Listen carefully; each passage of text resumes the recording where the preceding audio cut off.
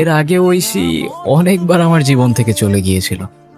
ওই এখনকার রিলেশনশিপে যা হয় আর কি, সেম শেড।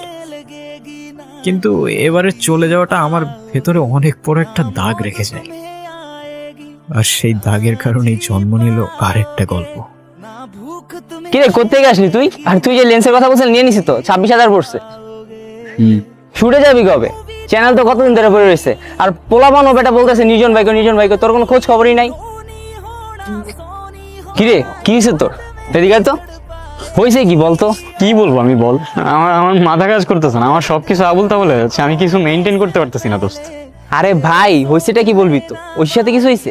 ওর সাথে তো অলওয়েজ কিছু না কিছু হইতে থাকে, আর আজকে তো ছেড়ে চলে গেছে আমার।